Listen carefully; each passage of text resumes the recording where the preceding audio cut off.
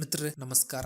ನಾವಿವತ್ತು ಸಾಕಷ್ಟು ಜನ ಸಬ್ಸ್ಕ್ರೈಬರ್ ಡಿಸ್ಕಸ್ ಮಾಡ್ತಿರೋದೇನಂತ ಹೇಳಿದ್ರೆ, ಬರೀ ಪೂಜೆ ಮಾಡಿದ್ರೇನೆ ಮನುಷ್ಯ ಶ್ರೀಮಂತ ಆಗಲ್ಲ, ಅದಕ್ಕೆ ಶುದ್ಧ ಮನಸ್ಸಿನಿಂದ ಕೆಲಸ ಮಾಡಬೇಕು, ಈ ಕಾಯಕವೇ ಕೈಲಾಸ, ಈ ರೀತಿಯಾದಂತಹ ಮಾತುಗಳನ್ನ ಆಡ್ತಿದ್ರು. ಹಾಗಿದ್ರೆ ಪೂಜೆಗೆ ಬೆಲೆನೇ ಇಲ್ವಾ ಅನ್ನುವಂತಹ ಒಂದಿಷ್ಟು ವಿಷಯಗಳನ್ನ ನಾವು ಈ ವಿಡಿಯೋದಲ್ಲಿ ಮಾತಾಡೋಣ.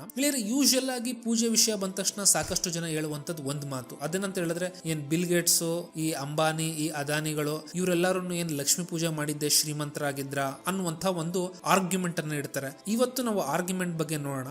ಅದೇನಂತ ಹೇಳಿದ್ರೆ, ನಮ್ಮಲ್ಲಿ ಮನುಷ್ಯರಲ್ಲಿ ಸಾಕಷ್ಟು ಜನ ಇಂದಿನ ಜನ್ಮಗಳಲ್ಲಿ ಮನುಷ್ಯರೇ ಆಗಿರ್ಬೇಕಂತ ಏನು ರೂಲ್ಸ್ ಇಲ್ಲ. ಕೆಲವೊಂದಿಷ್ಟು ಜನ ಗಂಧರ್ವರಾಗಿರ್ಬೋದು, ಅಥವಾ ಯಕ್ಷರಾಗಿರ್ಬೋದು, ಅಥವಾ ರಾಕ್ಷಸರು ಕೂಡ ಆಗಿರ್ಬೋದು. ಉದಾಹರಣೆಗೆ ಗಂಧರ್ವರು ಸಖತ್ತು ದೊಡ್ಡ ದೊಡ್ಡ ಆಕ್ಟರ್ಸ್ಗಳು, ತುಂಬಾ ಜನ ಫೇಮ್ ಇರುವಂತವ್ರು ಅಥವಾ ಆಕ್ಟಿಂಗ್ ಅನ್ನ ನೆಕ್ಸ್ಟ್ ಲೆವೆಲ್ ಮಾಡುವಂತವ್ರು ಇವರು ಗಂಧರ್ವರಾಗಿರುವಂತಹ ಚಾನ್ಸಸ್ ಇರುತ್ತೆ. ಇನ್ನ ಈ ಡ್ರಗ್ಸ್ ಲಾರ್ಡ್ಸ್ಗಳು, ಕ್ರಿಮಿನಲ್ ಲಾರ್ಡ್ಸ್ಗಳು, ಅಥವಾ ಈ ಒಂದು ರಾಕ್ಷಸ ಪ್ರವೃತ್ತಿ ಇರುವಂತಹ ಒಂದಿಷ್ಟು ಡಿಕ್ಟೇಟರ್ಸ್ಗಳು, ಇವರೆಲ್ಲರೂ ರಾಕ್ಷಸರಾಗಿರುವಂತಹ ಚಾನ್ಸಸ್ ಜಾಸ್ತಿ ಇರ್ತದೆ. ಮತ್ತು ಸಾಕಷ್ಟು ದುಡ್ಡಿರುವಂತಹ ವ್ಯಕ್ತಿಗಳು ಯಾರು ಅಂತ ಹೇಳಿದ್ರೆ ಯಕ್ಷರು. ಯಾಕಂತ ಹೇಳಿದ್ರೆ ಕುಬೇರ ಯಕ್ಷ, ಸಾಕಷ್ಟು ದುಡ್ಡು ಇರುವಂತವ್ರು ಅವರು. ಸೊ ಈ ರೀತಿ ನಮಗೆ ಗೊತ್ತಿರೋದಿಲ್ಲ ಅವರು ಇಂದಿನ ಜನ್ಮಗಳು ಯಾವ ರೀತಿ ಇರ್ತಾರೆ ಮತ್ತು ಈ ಭೂಮಿಗೆ ಯಾವ ರೀಸನ್ಗೆ ಬಂದಿರ್ತಾರೆ ಅನ್ನುವಂಥದ್ದು. ಇನ್ನ ಎರಡನೆಯದಾಗಿ ನಮ್ಮ ರಾಜಕಾರಣಿಗಳು, ಬಿಸ್ನೆಸ್ ಮ್ಯಾನ್ಗಳು ಅಥವಾ ಈ ದೊಡ್ಡ ದೊಡ್ಡ ಆಫೀಸರ್ಸ್ಗಳು, ಇವರಿಗೆ ನಾರ್ಮಲ್ ಮನುಷ್ಯರಿಗೆ ಹೇಳುವಂಥದ್ದು ಈ ಪೂಜೆಯಿಂದ ಏನೂ ಆಗೋದಿಲ್ಲ ಅಂತ ಹೇಳ್ಬಿಟ್ಟು. ಬಟ್ ನನಗೆ ಗೊತ್ತಿರುವಂತಹ ಪ್ರಕಾರ ಏನಂತ ಹೇಳಿದ್ರೆ, ದೇಶದಲ್ಲಿ ಕೆಲವೊಂದಿಷ್ಟು ಪವರ್ಫುಲ್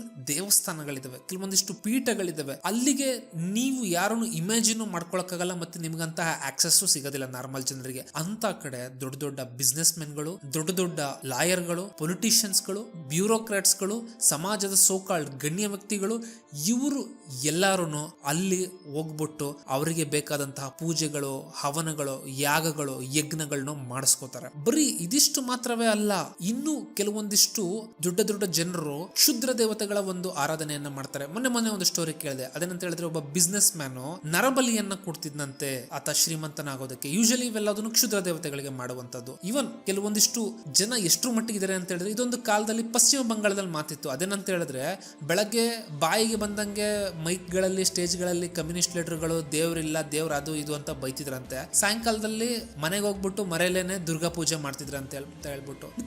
ಸೊ ನಾನು ಓವರ್ ಆಲ್ ಏನ್ ಹೇಳಕ್ ಕೊಟ್ಟಿದ್ದೀನಿ ಅಂತ ಹೇಳಿದ್ರೆ, ಪೂಜೆಗಳಿಗೆ, ಸಾಧನೆಗಳಿಗೆ ತನ್ನದೇ ಆದಂತಹ ಬೆಲೆ ಇದೆ. ಇವ್ರಗಳ ಒಂದು ಮಾತನ್ನ ಕೇಳಿ ನೀವು ಮರಳಾಗ್ಬಿಡಿ. ಇನ್ನ ಎರಡನೆಯದಾಗಿ, ನೀವು ಮಿಡ್ಲ್ ಕ್ಲಾಸ್ ಅಲ್ಲೇ ಹುಟ್ಟಿ ಬೆಳೆದಿದ್ರ ಅಂತ ಇಟ್ಕೊಳ್ಳಿ. ನೀವು ಒಂದೆರಡು ಸತಿ ಪೂಜೆ ಮಾಡಿದಿರಾ, ಗಂಧದ ಕಡ್ಡಿ ಬೆಳಗಿದಿರೋ, ಅಥವಾ ದೇವ್ರಿಗೆ ಕಾಲಿಗೆ ಬಿದ್ದಿರ್ತಿರೋ, ಅಥವಾ ಬೇರೆ ಏನೋ ಸಣ್ಣ ಪುಟ್ಟದು ಮಾಡಿರ್ತೀರ ಅನ್ಕೊಳ್ಳಿ. ಮಾಡಿದ ತಕ್ಷಣ ನಿಮ್ಗೆ ರಿಸಲ್ಟ್ ಸಿಗಬೇಕಂತ ಚಾನ್ಸ್ ಇಲ್ಲ. ಯಾಕೆ ಅಂತ ಹೇಳಿದ್ರೆ, ನಿಮ್ಮ ಕರ್ಮ ಹೇಗೆ ಅಲೋಕೇಟ್ ಆಗಿದೆ ಅನ್ನುವಂಥದ್ದೇ ನಿಮ್ಗೆ ಗೊತ್ತಿಲ್ಲ. ಉದಾಹರಣೆಗೆ, ನಿಮಗೆ ಒಂದು 10 ವರ್ಷ ಏನೋ ದುಡ್ಡಿಲ್ದಲೆ ಬಡತನದಲ್ಲೇ ಇರಬೇಕು ಅಂತ ಹೇಳ್ಬಿಟ್ಟು ಒಂದು ಕರ್ಮ ಅಲೋಕೇಟ್ ಆಗಿತ್ತು ಅಂತ ಇಟ್ಕೊಳ್ಳಿ. ನೀವು ಎಷ್ಟು ಆಗ ಪ್ರಯತ್ನ ಪಟ್ಟಿದ್ರು ನಿಮ್ಗೆ ಆ ಒಂದು ಕರ್ಮವನ್ನ ಗೆಲ್ಲೋದಿಕ್ಕಾಗೋದಿಲ್ಲ. ಆ ಸಮಯದಲ್ಲಿ ನಿಮ್ಗೆ ಅನ್ಸುತ್ತೆ, ನಾನು ಇಷ್ಟು ಲಕ್ಷ್ಮೀ ಪೂಜೆ ಮಾಡಿದೆ, ನನಗೇನು ಕೆಲ್ಸಕ್ಕೆ ಬರಲಿಲ್ಲ, ಸೊ ಲಕ್ಷ್ಮೀ ಪೂಜೆ ಉಪಯೋಗ ಇಲ್ಲ ಅನ್ನುವಂಥದ್ದು. ಮಿತ್ರರೇ, ಆಗ ನಿಮಗೆ ಬೇಕಾಗದದ್ದು ಆ ನಿಮ್ಮ ಕರ್ಮವನ್ನು ಮೀರುವಂತಹ ಒಂದಿಷ್ಟು ಎಬಿಲಿಟಿಯಿಂದ ನೀವು ಮಾಡಬೇಕಾಗಿರುವಂತಹ ಸಾಧನೆಗಳು. ಅಂತಹ ಒಂದಿಷ್ಟು ರಿಯಲ್ ಸಾಧನೆಗಳು ಹೇಗ್ ಮಾಡೋದಾಯ್ತು ಅಂತ ನೀವು ನೋಡಿದ್ರೆ, ಸ್ವಾಮಿ ಓಂ ಅಂತ ಹೇಳ್ಬಿಟ್ಟು ಒಬ್ಬ ವ್ಯಕ್ತಿ